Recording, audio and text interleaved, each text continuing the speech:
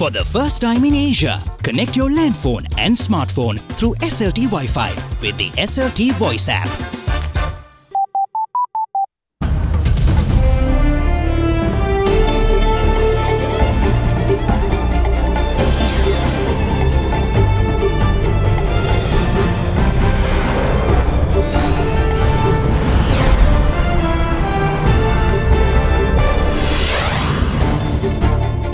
Another hike. Price of 92-octane petrol to increase from midnight to night. Casting doubt. Final report of tri-member probe into Easter massacre handed over to President, but Archbishop Cardinal Ranjit uncertain over investigations. 2 months on, international terrorism expert points to Sri Lanka's failure to create capabilities required to fight religious extremism. There was no visionary leadership. We cannot blame the Sri Lankan security and intelligence services for this attack. Behind bars, former Pakistani President Asif Ali Zardari arrested over corruption charges. All this and much more coming up on First at 9 this Monday, the 10th of June 2019. මුහුණ සති කීපයකට කලින් Fair and Lovely men ගෑවට පස්සේ Marx අඩු වෙලා ෆෙයානස් වැඩි වෙලා. Marx අඩු කරලා ඔයාගේ ෆෙයානස් ස්ටෑන්ඩඩ් එක වැඩි කරගන්න. Fair and Lovely men anti-marks cream. From AdaDerana, this is AdaDerana First at 9. Live from Studio 24 in Colombo.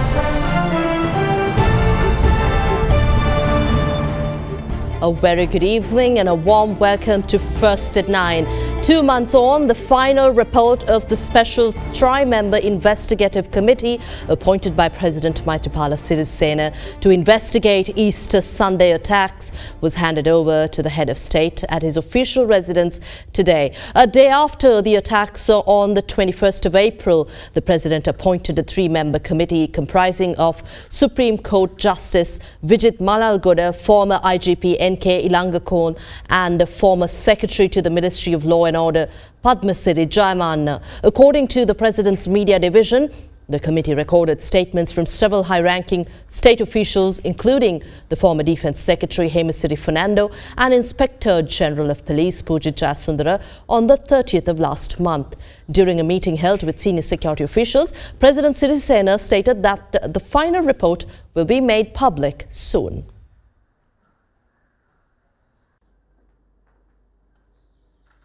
Archbishop of Colombo, His Eminence Malcolm Cardinal Ranjit, voiced suspicion on whether investigations into the attacks on Easter Sunday are being conducted in a proper manner. Speaking at an event in Akmimana last evening, His Eminence Cardinal Ranjit further highlighted that the country has a habit of concealing its wrongdoing despite receiving independence 71 years ago. අප්‍රේල් මාසේ 21 වෙනිදා සිදු වෙච්ච දේ ඔබ දන්නවා.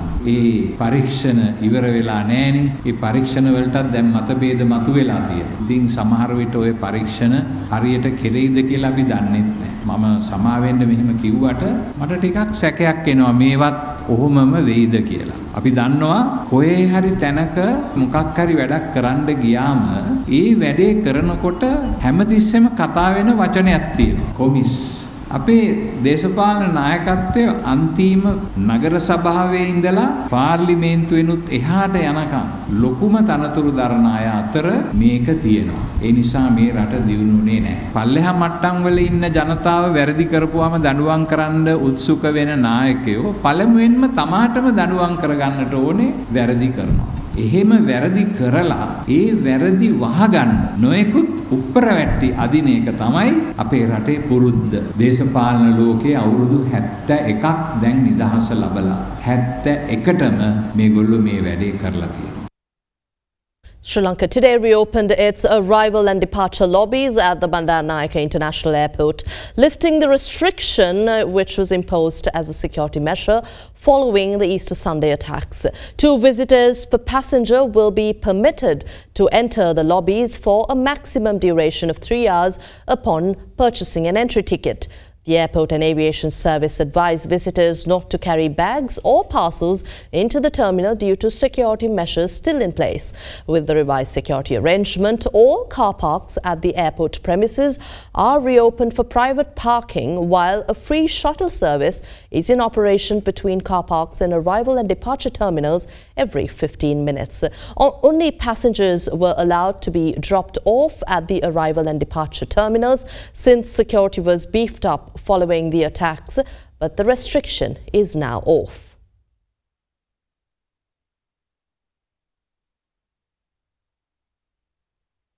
International terrorism expert Professor Rohan Gunaratne highlights as pivotal the regulation of religious spaces in Sri Lanka for security and stability of the nation in a backdrop where Sri Lanka has failed to create capabilities required to fight the form of terrorism through religious extremism nearly 2 months after the attacks here in the island. The international terrorism expert stressed that a long-term strategic response must be built in order to break the ecosystem that creates radical extremists through a National Security Act. While calling the political leadership to take responsibility for the fatal mistake on the 21st of April, he called on the legislature to develop necessary laws required to counter extremism and radicalization. The inaugural event of the Mahinda Rajapaksa Centre for International Relations was held last evening with an international symposium on the global expansion of ISIS impact on Sri Lanka.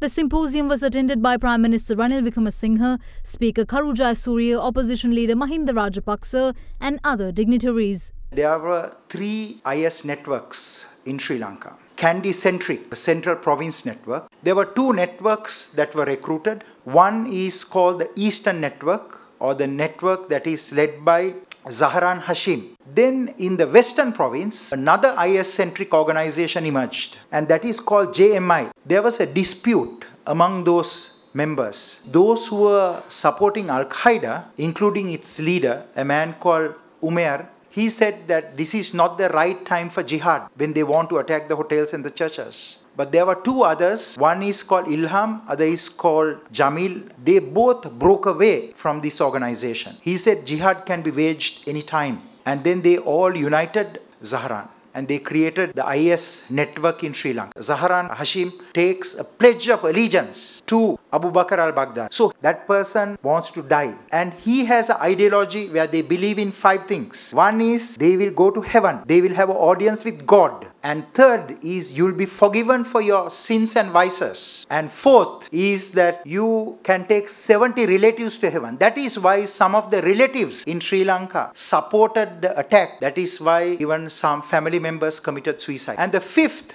is that you can have, I think the young boys are very happy about this. But please don't go and attempt it. Okay. That is, you can have 72 beautiful girls. President Rajapaksa, you are smiling.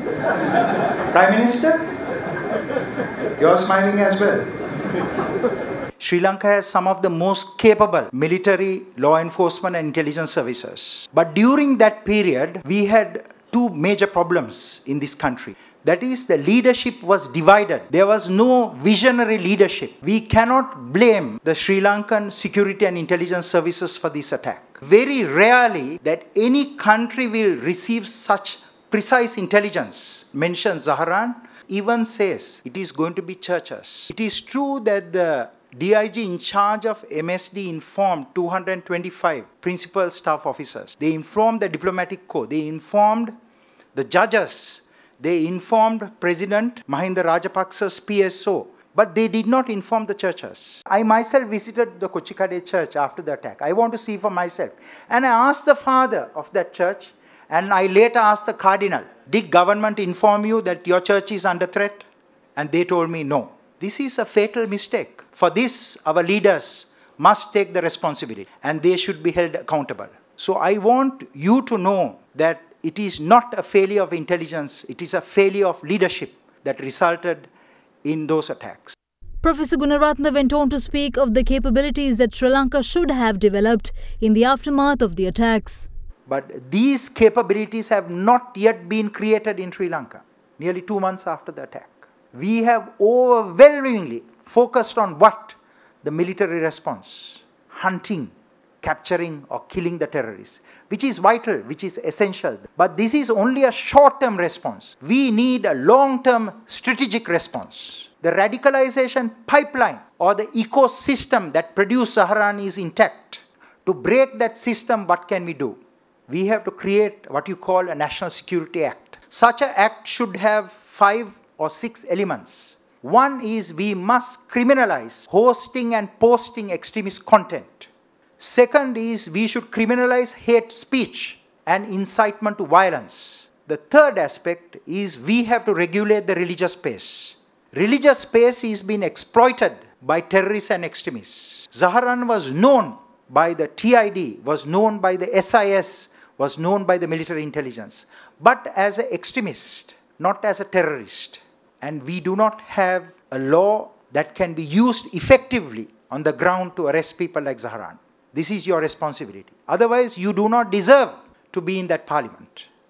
The Arab world is burning, and we cannot afford to burn our country. So do not allow the extremist preachers to come. Even the preachers who are preaching here, the Ministry of Religious Affairs should issue a license for them to practice. Every 2 years, the license should be renewed. We are a plural society. We must have a tolerant form of Islam that exists in this country. Not the versions, the strains that came from Tamil Nadu Tawhid Jamaat or by IS in the Middle East. President Maithripala Sirisena today made acting appointments in place of the Muslim ministers who vacated their positions last week. The 3 new acting ministers took oaths before President Maithripala Sirisena at the President's house this morning. State Minister of City Planning and Water Supply Lakhi Jayawardena was appointed as the Acting Minister of City Planning, Water Supply and Higher Education in place of Rauf Hakim.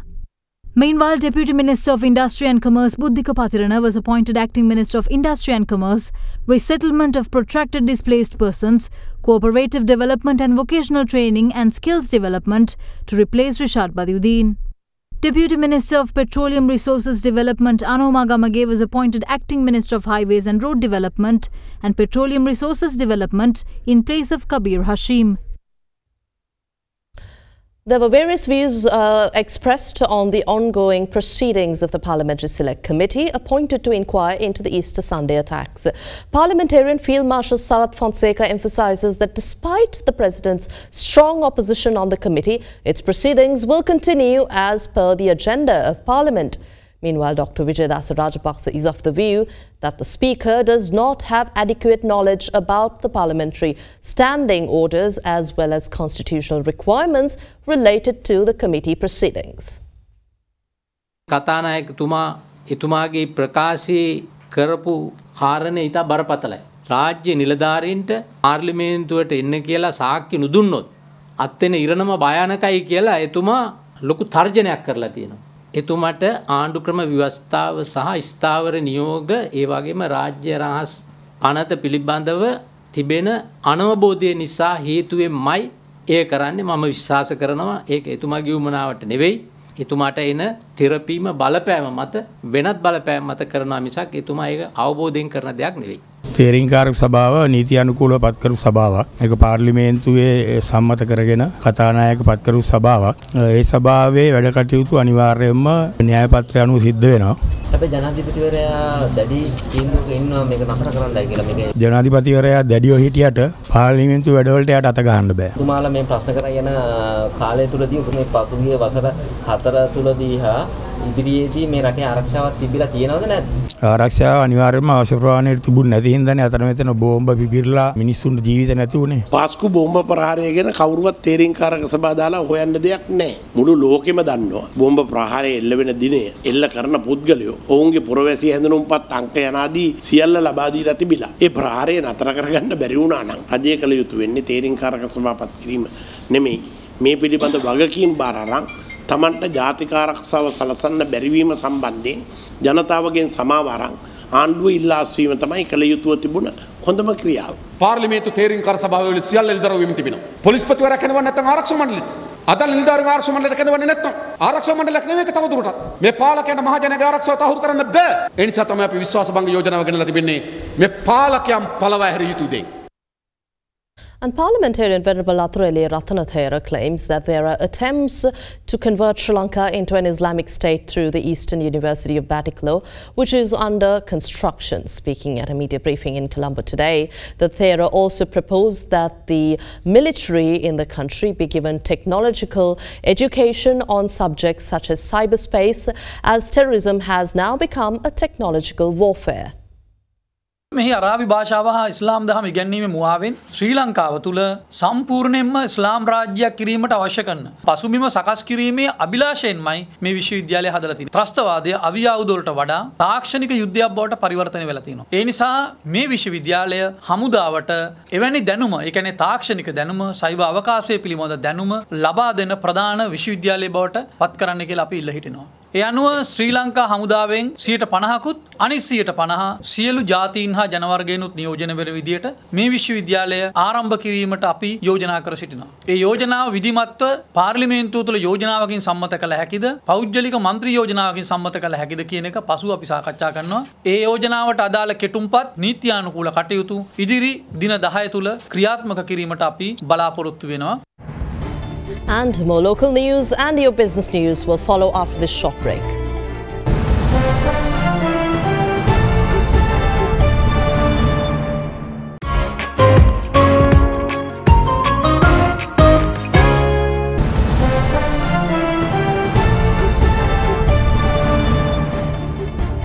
Welcome back. In your headline-making story, the price of Sipetco 92-octane petrol will be increased by 3 rupees per litre with effect from midnight tonight in accordance with the fuel pricing formula. Accordingly, the revised price of 92 petrol octane will be 138 rupees per litre. The Ministry of Finance, however, said that the price of other fuel categories will not be revised, with world oil market prices expected to decrease further. The Election Commission has appointed observation teams to look into whether electoral registration forms are being properly distributed in the country. The decision to appoint teams was made taking into consideration complaints received by the Commission alleging that the forms are filed by Grama Niladhari officers themselves and they have not been distributed in a proper manner. Now, the Commission stated that duly filled forms should be submitted to the District Secretariat by the 14th of June. Individuals who have not received voter registration forms are able to obtain the same from their relevant Grama Niladhari officers.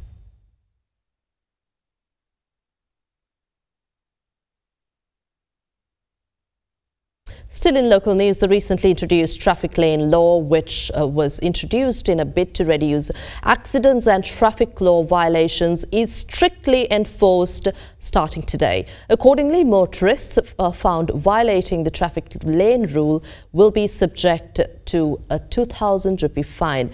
The police began reinforcing the traffic lane rule on the 27th of last month and gave a grace period of 2 weeks for motorists to comply with the new regulation.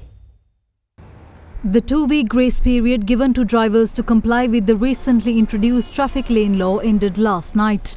Accordingly, vehicles should travel on the left lane unless the driver is not overtaking another vehicle and wishes to turn to the right. The law also requires the driver keep the left lane after they overtake from the right. Meanwhile, bus lanes will be enforced from Pulduva Junction in Battaramulla to Nelumpokona Junction, High Level Road, Colombo Negombo Road and Gaul Road starting from 6 am to 9 am. According to the law, buses should be driven on the left lane while other vehicles should be driven on the right.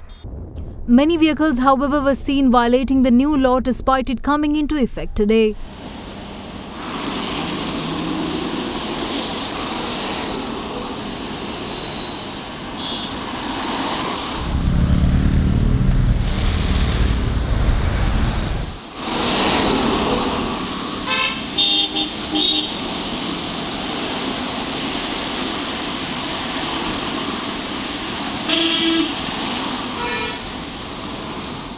Meanwhile, Parliament recently approved the imposition of a 25,000 rupee fine for traffic law violations identified under 5 offences in the Motor Traffic Act. Accordingly, driving without a driver's license, driving over a rail track haphazardly, driving under the influence of liquor or drugs, driving without a valid insurance and reckless driving will be subjected to a minimum fine of 25,000 rupees. Fines have also been increased for overspeeding and driving while using mobile phones.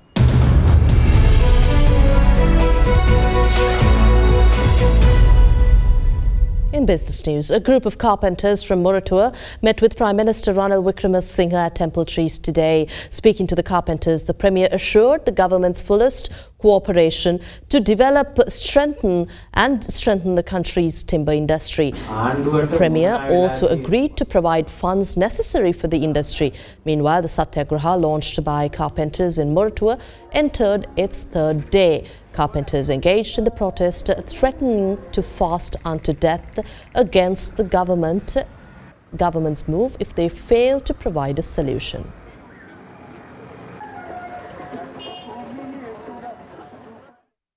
The United Kingdom and South Korea have signed an outline free trade agreement that seeks to maintain existing trade arrangements post-Brexit. The preliminary agreement marks the first post-Brexit trade deal the United Kingdom has secured in Asia. International Trade Secretary Liam Fox signed the deal with his South Korean partner or counterpart Yoo Myung-lee in Seoul. The agreement is designed to provide stability under a no-deal Brexit, with the UK due to leave the European Union on the 31st of October with or without a deal.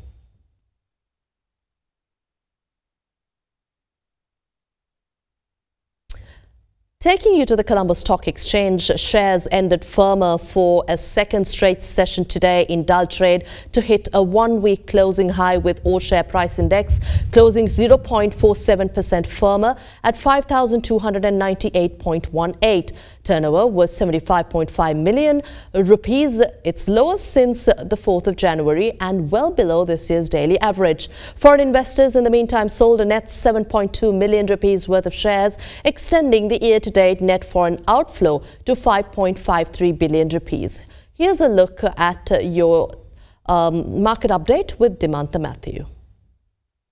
The bond market saw a bit of selling pressure amidst profit taking with rates falling below expectations.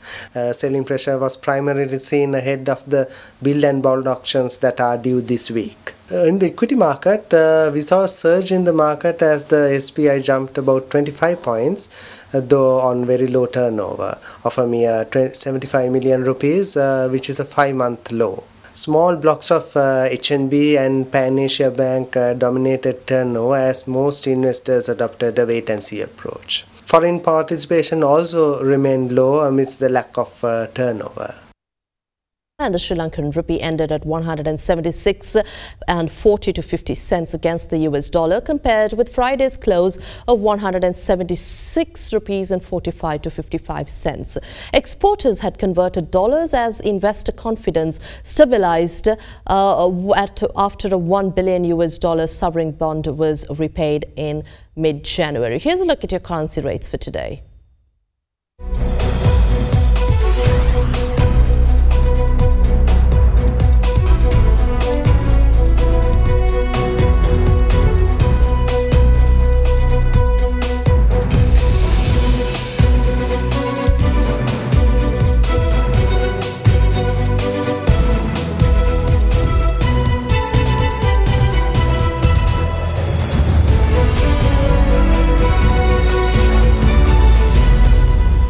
The latest from World Cup encounters and what's happening in Pakistan is coming up after the short break.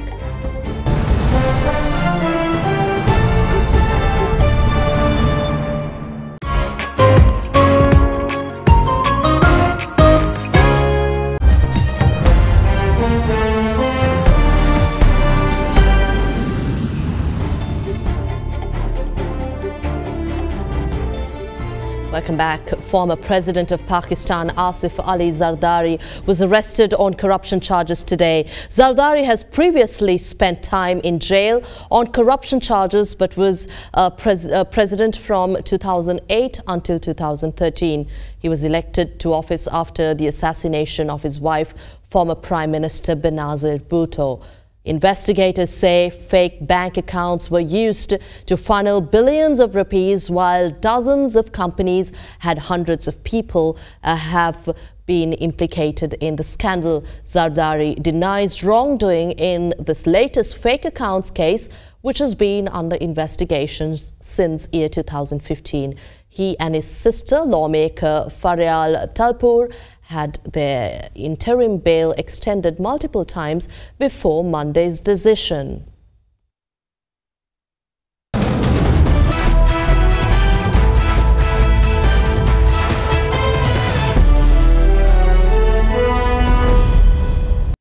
Taking you to tennis now, Rafael Nadal won the 12th French Open crown yesterday, leaving Australian Dominic Thiem crushed and a packed Parisian stadium shaking their heads in wonder. The Spaniard won for the third straight year at Roland Garros with a 6-3, 5-7, 6-1, 6-1 victory in a high-quality final. The 33-year-old is the first player to win 12 singles titles at the same Grand Slam and has now won 18 majors overall.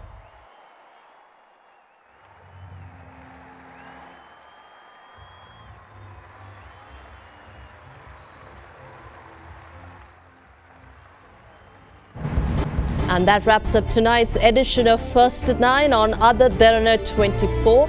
For the very latest in local, business, sports and international news, do log on to www.adaderana.lk. I'm Indi Buriyamuatta. Good night.